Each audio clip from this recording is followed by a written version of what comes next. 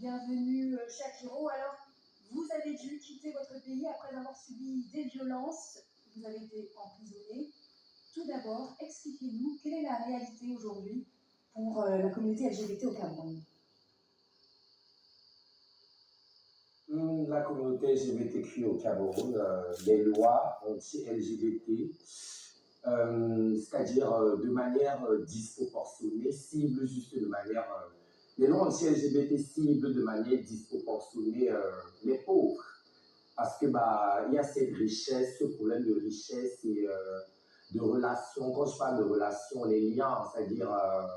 sa cible, c'est juste les pauvres. Je parle du code pénal. Le code pénal, c'est l'article 347.1. C'est cette loi qui criminalise les relations homosexuelles au Cameroun de 6 mois à 5 ans. Mais ça cible de manière disproportionnée les pauvres. Je ne connais pas un riche homosexuel au Cameroun qui a déjà été emprisonné en raison de son orientation sexuelle. Et il y a le cas, par exemple, du ministre en 2012 qui a jeté du haut un enfant. Quand je parle d'enfant, c'est par rapport au fait qu'il était étudiant. Et Paul Cam l'a fait, Paul Cam. Tous les Camerounais connaissent très bien cette histoire. Et ce ministre n'a jamais été incarcéré par rapport à ça. Le cas Ngana Mouet, la footballeuse en 2022, qui a été pris, il y avait cette histoire de sextape. Cette affaire a été bâclée. Donc, en gros, le code pénal cible. Et d'ailleurs, vous aussi, oui, vous avez été frappé. Vous avez reçu des violences. J'ai été frappé également par ce code pénal. Oui, j'ai été frappé, bastonné.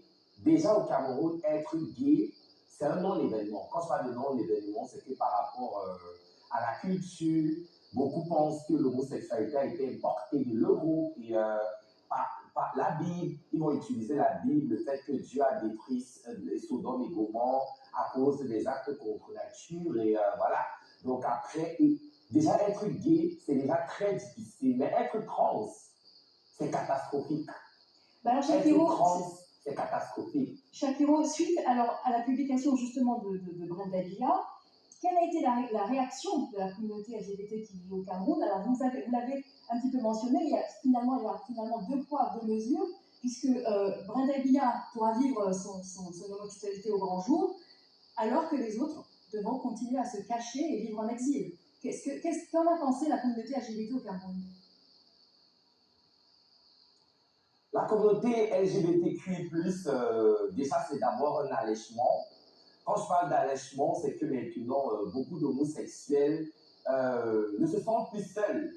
Parce que, dorénavant, Brenda, elle est la lumière. Parce qu'avant, Shakiro, c'est le personnage emblématique pour la lutte de la cause des LGBT. Il n'y a pas un Camerounais qui ne connaît pas le nom Shakiro. De par mon courage, ma résilience, mon abnégation, à vivre dans un pays tellement transphobe, homophobe comme le Cameroun. Donc Brenda étant la fille du président Paul Biya et son père en tant que le législateur, j'espère qu'il va ramollir son cœur et dépénaliser l'homosexualité de sa constitution. Parce qu'il y a beaucoup d'enfants jeunes de 18 ans qui l'écrivent, qui sont dans des prisons au Cameroun en raison de leur sexualité. Et souvent, ils ne sont même pas pris en flagrant délit. Parce que moi, par exemple, j'ai été condamné à 5 ans de prison sous la base que j'étais habillé en femme parce que j'ai porté une jupe.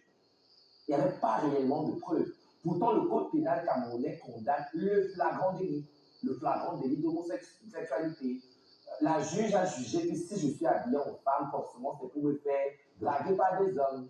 Et j'ai été arrêté arbitrairement. On ne m'a même pas laissé le temps d'appeler mon avocat. Et je me suis retrouvé à la prison centrale de Lebel. Et je vous imaginez une femme trans au milieu de plus de 10 000 hommes en manque de chaleur féminine. C'était des viols répétés, c'était des insultes, des brimades. C'était vraiment très dur. Jusqu'à présent, j'ai toujours des psychologues en Belgique.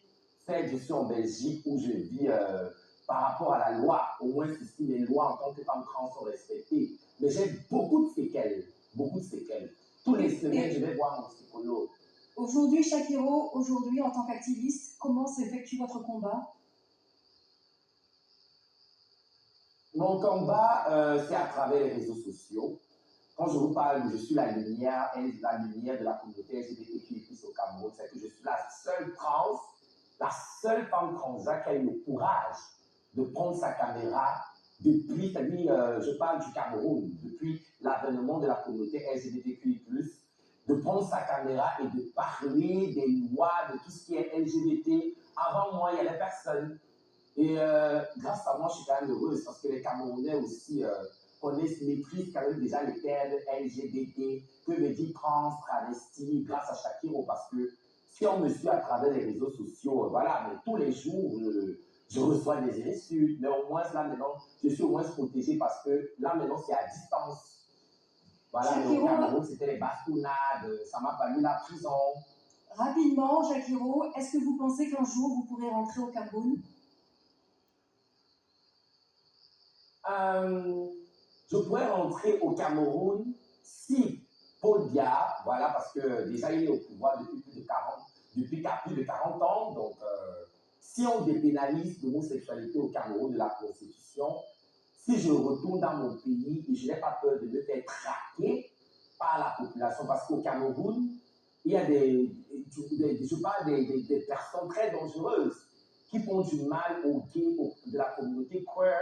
Et tu ne peux pas te plaindre parce que c'est un peu comme si tu as rendu service à la nation. Donc, si je peux rentrer au Cameroun et je peux vivre ma vie en tant que femme trans, donc vous gardez sans cette loi.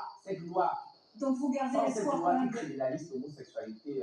Donc vous gardez quand même l'espoir de pouvoir rentrer, de rentrer un petit peu un jour. Merci beaucoup Shakiro pour votre interview et votre analyse. Oui, j'ai espoir. Merci beaucoup. Malheureusement, c'est tout le temps qui nous reste. Oui. Et c'est ainsi que s'achève